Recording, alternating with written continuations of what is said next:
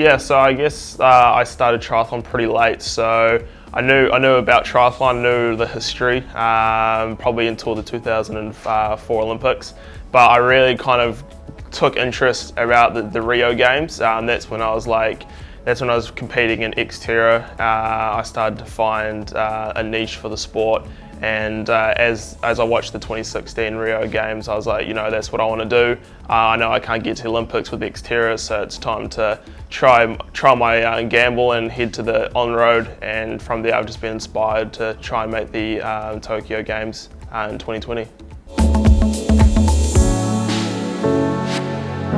Yeah, so I guess there's many to look up to, especially in this day and age. For me, for the people that I race, through the whole year, I would have to be guys like Richard Murray, Javier Gomez. Javi, he's been training in Tauranga, so we've been pretty.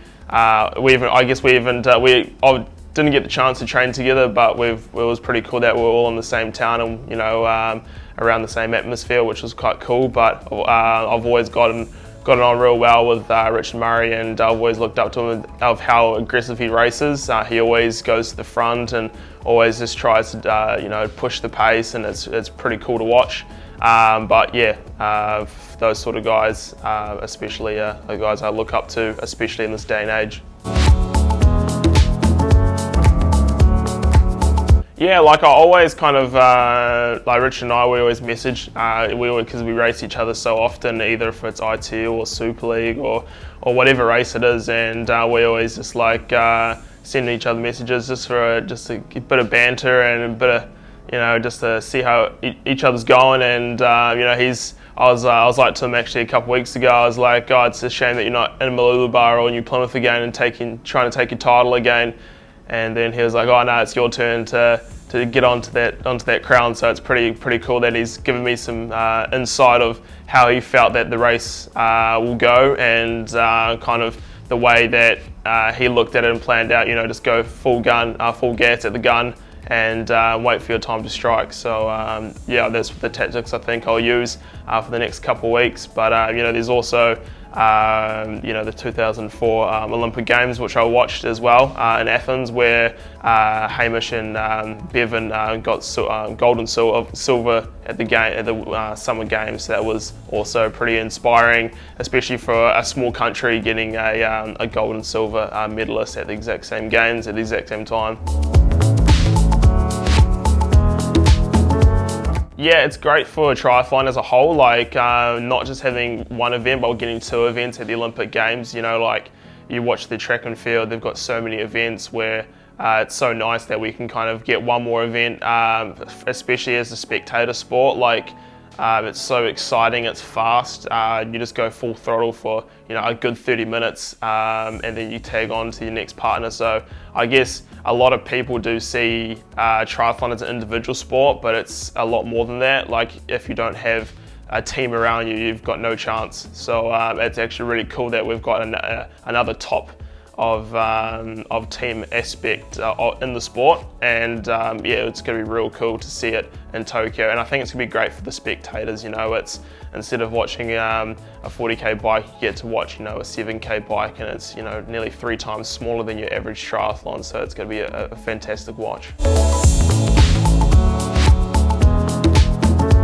Yeah, I think for New Zealand, like we've got such a young team. Like I think we're definitely one of the younger teams that have lined up in the WTS. So I guess, and we've kind of winning Edmonton and winning the under-23 World Champs. I guess we've shown we're quite a threat to getting a medal at Tokyo. So I think any team that we put in, I think we're going to do well. We've got our weaknesses and strengths are very similar, and we've also, we've got people that can swim amazingly and run amazingly, and that works quite well if you're an anchor, if you're the last man going, or the middle man, or that you want to go for our women to go first or third.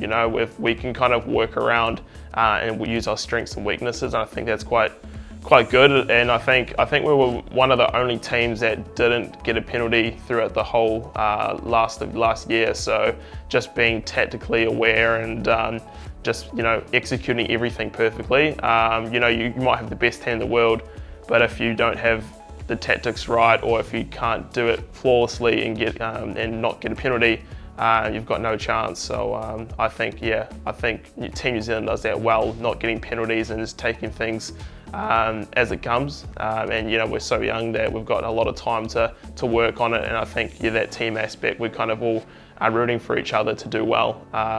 But yeah, if I look at making like the ultimate team in a mixed team relay, you would have to put like Katie first, Katie Severis. She's dominant all three disciplines. And then I'll probably put Vincent in second. He's shown that he's dominant through all three.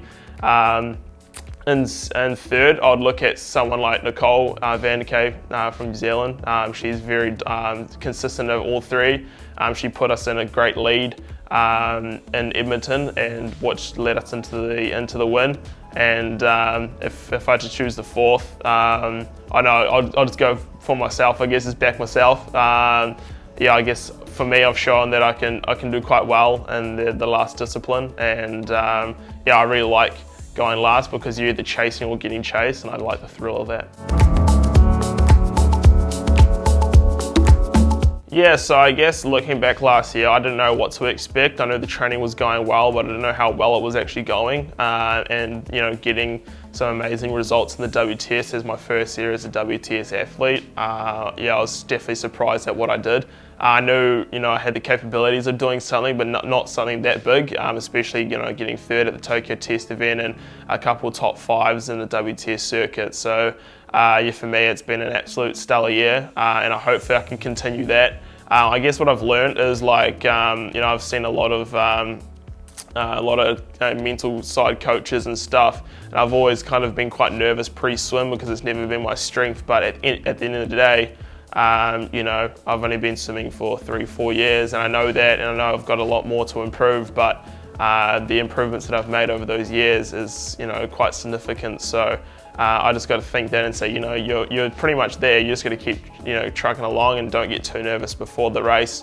Because, when you get over that swim, just thinking step by step. And then when you get onto that bike, if you're in a good position, you're quite a threat. So, for me, it's just kind of taking the process step by step and not overthinking the swim. I think that's what my weakness was a couple of years ago, but now I kind of use it as a strength of mine, just as a mental side, saying you're a good enough swimmer to be there. You just got to think about it and not overthink the negatives, and think more of the positives and what you can control instead of trying to control the uncontrollables.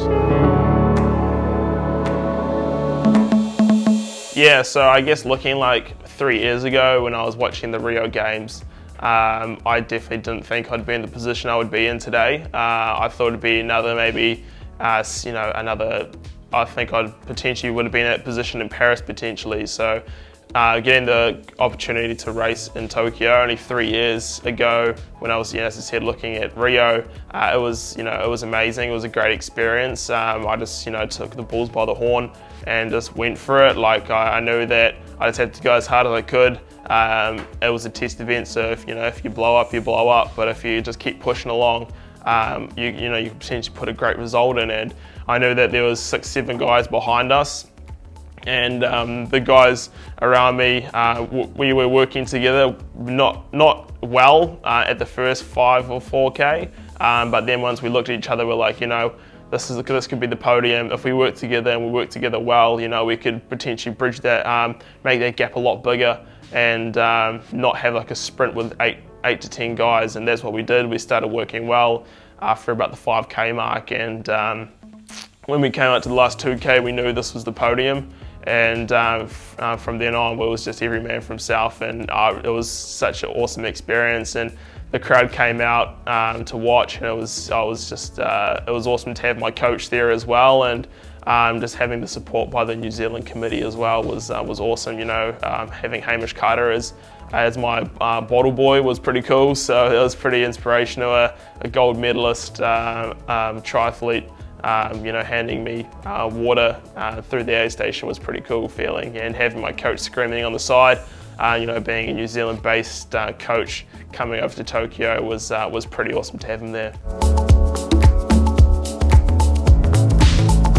Yeah, I guess being from New Zealand, we've got some pretty great weather, tropical wise, so it's very humid there mostly through the summer, and it gets quite hot. Like through New Zealand it's 25 degrees, but no one doesn't understand a New Zealand 25 degrees is actually pretty hot. It feels like it's 30 plus, so being such a high humidity country, it's very similar to the Tokyo heat. And I think that goes into our favour very well. And I guess I haven't really changed anything. I know that performing the way I performed in Tokyo, I think my body is quite used to being in the heat and racing in the heat, but it's also quite good at racing in the hot. So I guess I haven't really changed anything. I've just stayed to what I know, and I think it's been working pretty well throughout the year. But yeah, we've been pretty lucky in New Zealand. It's been a pretty hot and humid year for the summer, so it's actually leading us quite well into Tokyo. Yeah, like the fire was pre-fueled pre-Tokyo test event, but getting on the podium, that was part of one of our criterias as getting an automatic selection. So that just felt like a big weight was lifted off my chest, and it just felt like there was one step close to the door towards the Olympics. So yeah, it just felt amazing being there, and looking at the guys that we raced, that there was some amazing athletes there. Most of the guys that we raced throughout the year, there was ex-Olympians, there was ex-medalists from the Olympics as well. So it was pretty awesome to get on the step at the test event for sure. Yeah, for me, what defines it is just enjoy it. Winning's all great and fun and all, but if you're not enjoying the sport, for me that's not successful.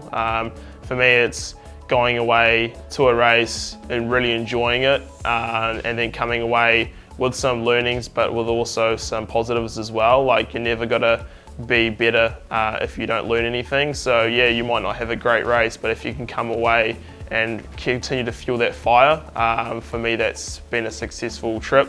You always want to do well and you want to race well, but at the end of the day, triathlon is so hard to be consistent in because there's so many uncontrollables.